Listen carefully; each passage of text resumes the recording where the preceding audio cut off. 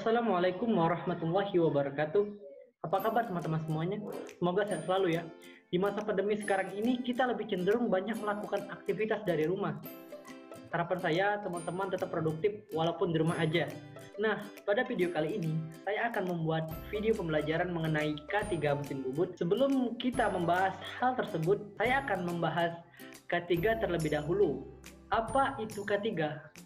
Apakah teman-teman mengetahui apa itu K3?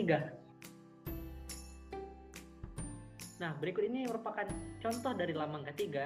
Nah, lambang K3 ini biasanya sering kita jumpai pada baju-baju praktek seperti ini.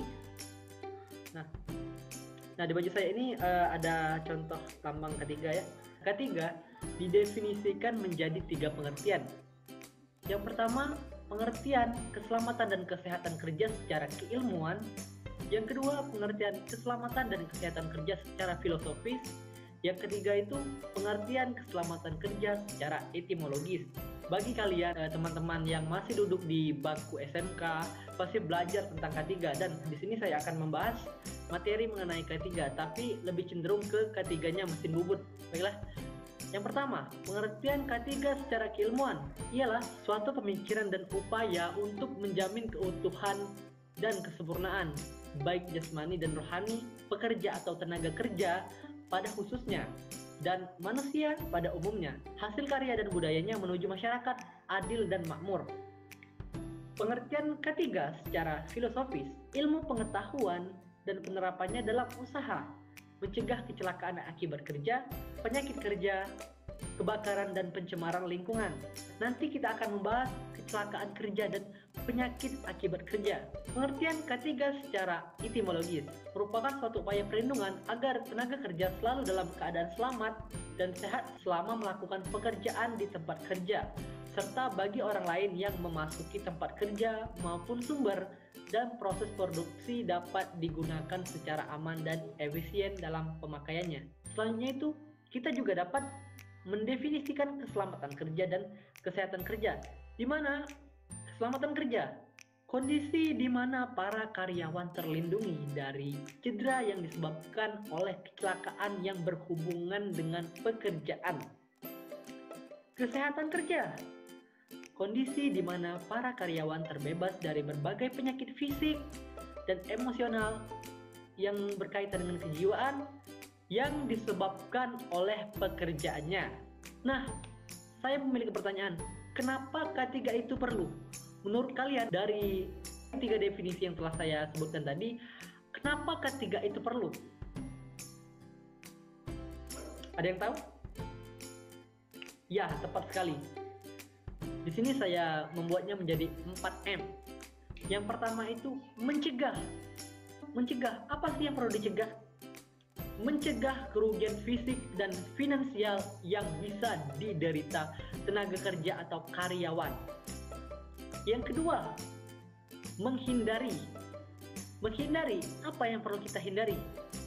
Menghindari tuntutan hukum. Perusahaan perlu menerapkan K3 untuk menghindari tuntutan hukum. Yang ketiga, menghemat. Apa yang perlu dihemat? Ya, K3 menghemat biaya premi asuransi yang terakhir.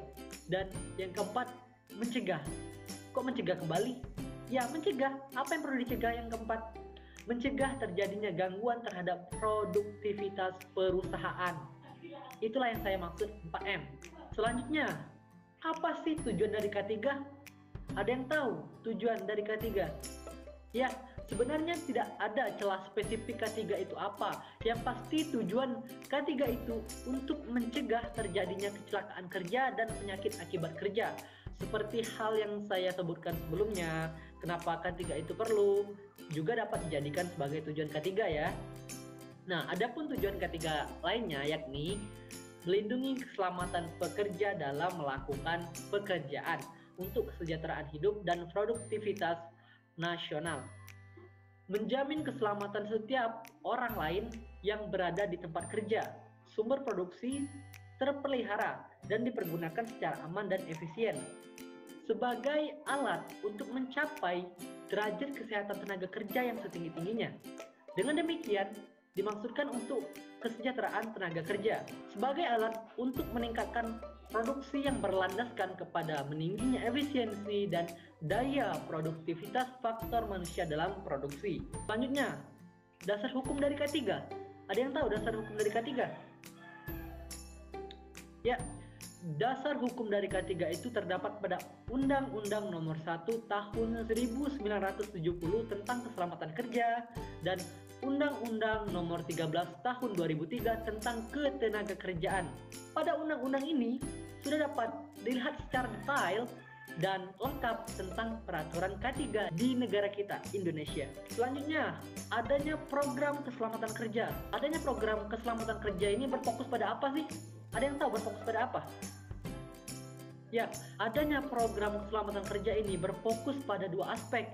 Yang pertama itu perilaku kerja, yang mana membentuk sikap karyawan yang pro keselamatan kerja, mendorong seluruh upaya karyawan untuk mewujudkan keselamatan kerja, mulai dari manajemen, puncak, hingga karyawan level terendah. Menekankan tanggung jawab para manajer dalam melaksanakan program keselamatan kerja. Aspek yang kedua yaitu kondisi kerja, di mana mengembangkan dan memelihara lingkungan kerja fisik yang aman, misalnya dengan penyediaan alat pengaman seperti alat pemadam kebakaran yang sering kita temui di bengkel ataupun di lab praktek ya. Biasanya itu ada alat pemadam kebakaran yang tabung merah itu ya. Sekarang kita membahas mengenai kecelakaan kerja. Apa itu kecelakaan kerja? Ya, kecelakaan yang diakibatkan oleh kerja. Itu jawaban yang logis ya teman-teman ya. Menurut Peraturan Menteri Tenaga Kerja Nomor 3 Men 98 adalah suatu kejadian yang tidak dikehendaki dan tidak diduga semula yang dapat menimbulkan korban manusia dan atau harta benda. Yang berarti hal tersebut kejadiannya tiba-tiba atau yang tidak disangka-sangka. Akan tetapi hal tersebut tidak terjadi dengan sendirinya, tapi ada penyebabnya.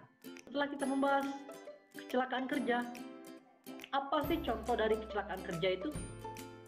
Contoh dari kecelakaan kerja itu misalnya jatuh dari atas ketinggian atau jatuh dari ketinggian yang sama, ya misalnya terjatuh saat teman-teman berjalan atau sedang melakukan pekerjaan, menabrak objek dengan bagian tubuh, tertabrak oleh objek yang bergerak, terpajan oleh suara keras tiba-tiba, terpajan suara yang lama, terpajan tekanan yang bervariasi lebih dari suara, pergerakan berulang dengan pengangkatan otot yang rendah, otot tegang, dan yang lain, yang mana jika hal ini terjadi dapat menyebabkan luka sementara, cacat permanen, atau yang lebih parah itu biasanya dapat menyebabkan kematian. Jadi teman-teman harus hati-hati ya saat melakukan pekerjaan ataupun praktek di bengkel. Selanjutnya ada faktor penyebab kecelakaan. Apa saja faktor penyebab kecelakaan? Menurut analisis teman-teman, apa saja sih yang menyebabkan kecelakaan kerja? Ya, tepat sekali. Ada beberapa faktor yang menyebabkan kecelakaan kerja, yang diantara lain yaitu faktor manusia adalah faktor yang dipengaruhi oleh pengetahuan, keterampilan, dan sikap. Faktor material, faktor yang memiliki sifat dapat memunculkan kesehatan atau keselamatan pekerja. Faktor sumber bahaya, faktor sumber bahaya ini ialah perbuatan berbahaya. Hal ini terjadi misalnya karena metode kerja yang salah, keletihan atau kecapean dari pekerja itu atau tenaga kerja, serta sikap kerja yang tidak sesuai prosedur. Jikalau tadi itu perbuatan berbahaya, selanjutnya itu ada kondisi atau keadaan berbahaya, yaitu di mana keadaan yang tidak aman dari keberadaan mesin atau peralatan, lingkungan, proses, dan sifat pekerjaan. Selanjutnya itu adalah faktor yang dihadapi. Apa sih faktor yang dihadapi? Faktor yang dihadapi itu misalnya kurangnya pemeliharaan atau perawatan mesin maupun peralatan lainnya sehingga tidak bisa bekerja dengan sempurna. Itu dapat menjadi salah satu penyebab kecelakaan kerja ya teman-teman. Jadi teman-teman kalau praktek atau bekerja, jangan coba-coba meremehkan perawatan mesin. Teman-teman harus memperhatikan mesin yang teman-teman operasikan baik atau tidak untuk digunakan saat bekerja. Setelah kita membahas masalah kecelakaan kerja, selanjutnya itu ada penyakit akibat kerja. Apa sih penyakit akibat kerja? Pasti teman-teman berpikir penyakit yang diakibatkan oleh pekerjaan. Ya, tepat sekali. Penyakit akibat kerja adalah penyakit yang disebabkan oleh pekerjaan, alat kerja, bahan, proses, maupun lingkungan kerja. Dengan demikian, penyakit akibat kerja merupakan penyakit yang artificial atau man-made disease. Sejalan dengan hal tersebut, terdapat pendapat lain yang menyatakan bahwa penyakit akibat kerja ialah gangguan kesehatan baik jasmani maupun rohani yang ditimbulkan ataupun diperparah karena aktivitas kerja atau kondisi yang berhubungan dengan pekerjaan. Penyebab penyakit akibat kerja. Apa sih penyebab dari penyakit akibat kerja ini? Terdapat beberapa penyebab penyakit akibat kerja yang umum terjadi di tempat kerja. Nah, berikut beberapa jenis yang digolongkan berdasarkan penyebab dari penyakit yang ada di tempat kerja. Yang pertama itu dari golongan fisik. Golongan fisik, contohnya bising, radiasi, suhu ekstrim, tekanan udara, vibrasi, dan penerangan. Dari golongan kimiawi, semua bahan kimia dalam bentuk debu, uap, gas, larutan, dan kabut. Selanjutnya itu ada golongan biologi. Bagaimana golongan biologi? Golongan biologi ini berupa bakteri, virus, jamur, dan lain-lain. Golongan fisiologik atau ergonomik, contohnya desain tempat kerja dan beban kerja. Selanjutnya itu ada golongan fisikososial, yang dimana contohnya itu stres, monotoni kerja, tuntutan pekerjaan. Nah, tuntutan pekerjaan yang berlebihan dapat menyebabkan penyakit akibat kerja, yakni stres yang berlebihan terhadap tenaga kerja atau karyawan yang bekerja di sebuah bengkel atau perusahaan. Bagaimana cara kita meminimalisir atau mencegah kecelakaan kerja dan penyakit akibat kerja? Oke, untuk memberitahu para pekerja atau mengingatkan pekerja, kita dapat menggunakan rambu-rambu. Rambu-rambu ini memiliki makna yang mana? Contohnya kuning dengan outline hitam yang maknanya bahaya atau peringatan, biru berbentuk lingkaran yang mana artinya perintah atau instruksi, dan hijau berbentuk kotak yang mana artinya kondisi aman atau tanggapan darurat, dan kotak berwarna merah yang mana artinya keselamatan kebakaran atau peralatan pemadam kebakaran. Dan ada pun gambar lingkaran yang di garis merah di tengahnya. Ya kalian pasti sering menemui rambu ini ya, yang mana makna dari rambu tersebut adalah larangan. Ya pasti kalian sudah sering menemui rambu-rambu ini di kehidupan sehari-hari. Sekarang saya akan membahas materi apa saja ketiga pada mesin bubut. Bagi kalian yang belum tahu apa itu mesin bubut, di sini saya akan menjelaskan mesin bubut adalah suatu mesin perkakas yang digunakan untuk memotong benda yang diputar. Bubut sendiri merupakan suatu proses pemakanan benda kerja yang saya tanya dilakukan dengan cara memutar benda kerja, kemudian dikenakan pada pahat yang digerakkan secara translasi sejajar dengan suhu berputar dari benda kerja. Teman-teman bisa melihat video berikut. Check it out. Bagaimana teman-teman? Teman-teman coba perhatikan video berikut. Coba perhatikan.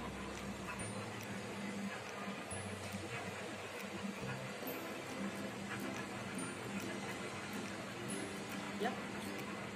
Setelah teman-teman memperhatikan video tadi, menurut teman-teman, bahaya apa saja sih yang terdapat pada mesin bubut? Setelah teman-teman mengamati tadi, menurut teman-teman apa saja bahayanya? Ya, benar sekali. Potensi bahaya yang dapat terjadi pada mesin bubut ialah tergulung putaran mesin. Perputaran cak pada mesin bubut sangat berpotensi bahaya yang bisa mencederai operator mesin bubut tersebut. Selanjutnya itu adalah bahaya tergores tajamnya serutan benda kerja. Serbuk atau hasil serutan benda kerja dari proses pembubutan sangat tajam dan panas untuk benda kerja berbahan logam, sehingga serbuk atau serutan tersebut bisa berpotensi melukai operator. Bahaya terkena percikan serbuk benda kerja. Efek dari putaran bubut yang tinggi akan berefek kepada serbuk atau serutan benda kerja yang akan memercik segala arah termasuk ke arah operator, sehingga benda kerja tersebut bisa melukai operatornya atau orang-orang di sekeliling area mesin tersebut. Potensi bahaya tertimpa benda kerja. Mesin bubut bisa mengerjakan atau memperbaiki komponen-komponen mesin atau material benda kerja yang berat atau besar, sehingga pada pekerjaan ini bisa berpotensi benda kerja tersebut terjatuh menimpa operator. Kalian tahu apa resikonya? Jika tertimpa benda kerja mesin bubut yang besar, ya bisa menyebabkan cacat ataupun kematian. Oke, next. Selanjutnya, potensi bahaya terjepit cak mesin bubut. Cak mesin bubut mempunyai potensi bisa menjepit tangan operator. Jadi kalian jangan meremehkan cak mesin bubut ya. Tetap hati-hati, fokus melakukan pekerjaan. Karena operator mesin bubut pada saat melakukan setting atau pemasangan benda kerja pada cak mesin bubut itu, jika tidak fokus akan terjadi bahaya tersebut, terjepit pada cak mesin bubut. Bagaimana jika kita seorang operator dari mesin bubut itu, cara kita menghindari bahaya tersebut? Ada pendapat dari teman-teman, bagaimana cara kita menghindari bahaya tersebut? Salah satunya yakni kita dapat menerapkan langkah-langkah seperti menerapkan atau menggunakan alat pelindung diri mesin bubut. Nah, alat pelindung diri adalah alat-alat yang mampu memberikan perlindungan terhadap bahaya-bahaya kecelakaan kerja. APD dibagi menjadi 3, yakni APD bagian kepala, APD bagian badan, dan APD bagian anggota badan. APD bagian kepala mesin bubut. Kalian bisa menggunakan topi pelindung untuk mengantisipasi loncatan serpihan dari proses pembubutan mengenai kepala ataupun tertimpa benda yang jatuh dari atas. Selanjutnya, alat pelindung penglihatan, yakni kacamata bening. Teman-teman bisa menggunakan kacamata bening untuk menghindari percikan dari serbuk benda kerja yang tersayat oleh pahat. Selanjutnya ada pelindung telinga. Jika terdapat kebisingan yang dapat menyebabkan penyakit akibat kerja atau ketulian, teman-teman bisa menggunakan earplug atau earmuff. Oke, selanjutnya itu ada pelindung pernapasan, masker, dan respirator. Ketika teman-teman mengumpul, ketika itu dapat menyebabkan teman-teman pusing karena menghirup udara dari asap yang dihasilkan oleh gesekan benda kerja dan pahat, teman-teman bisa menggunakan masker atau respirator. Nah, selanjutnya ada alat pelindung diri bagian badan. Kita juga dapat menggunakan wear pack saja ketika percikan serpihan dari proses pembubutan tidak terlalu panas dan cenderung tidak membolongi baju kita dapat menggunakan wear pack ya. APD bagian anggota badan. Nah, pada alat pelindung diri bagian anggota badan ini meliputi alat pelindung tangan atau safety gloves. Nah, pada sarung tangan mesin bubut ini ya, kita tidak memerlukan, saat teman-teman melakukan proses pembubutan, teman-teman tidak perlu menggunakan sarung tangan atau sebaiknya tidak usah menggunakan sarung tangan, karena sarung tangan pada pengerjaan mesin bubut tidak kita gunakan. Itu bisa menyebabkan teman-teman terlilit oleh putaran cak, dan juga saat teman-teman menggunakan baju panjang yang memiliki tali yang tergelantung, teman-teman bisa menggulung lengan baju teman-teman agar meminimalisir terlilit putaran benda kerja atau cak saat melakukan proses pembubutan. Dan selanjutnya ada alat pelindung kaki. Alat pelindung kaki ini ialah sepatu safety yang mana terdapat besi di ujungnya, sehingga saat tertimpa oleh benda-benda yang keras, kaki teman-teman tidak mengalami cedera yang cukup fatal ya. Setelah cara kita menghindari bahaya tersebut menggunakan APD, yang kedua, mengetahui cara mengoperasikan mesin. Nah, ketika sang operator tidak mengetahui cara mengoperasikan mesin, maka akan berpotensi besar sekali terjadinya kecelakaan kerja. Oleh karena itu, pahami dulu bagaimana cara mengoperasikan mesin bubut. Yang ketiga, berdoa sebelum memulai pekerjaan.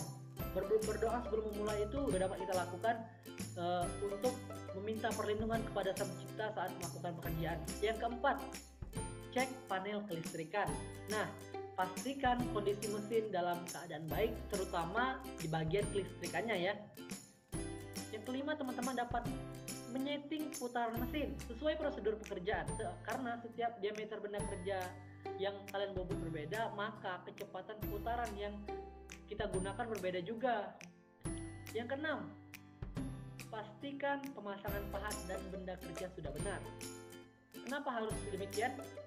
Karena akan berdampak benda kerja atau pahat terpental saat pemasangannya tidak kuat atau tidak tepat, dan akan berdampak pada hasil akhir dari benda kerja tidak sesuai dengan 6 langkah berikut. Merupakan cara yang dapat kita lakukan untuk menghindari bahaya dari mesin bubut ya. Adapun yang namanya sistem manajemen K3, yang mana seluruh kegiatan K3 itu harus ada sistem manajemen yang mengaturnya, termasuk alat pelindung diri atau persiapan kerja yang kita bahas tadi. Sistem manajemen K3 ini diciptakan dengan tujuan untuk pencegahan ya, agar tidak terjadi kecelakaan kerja di tempat kerja. Mungkin kegiatan dari sistem manajemen K3 ini ada banyak.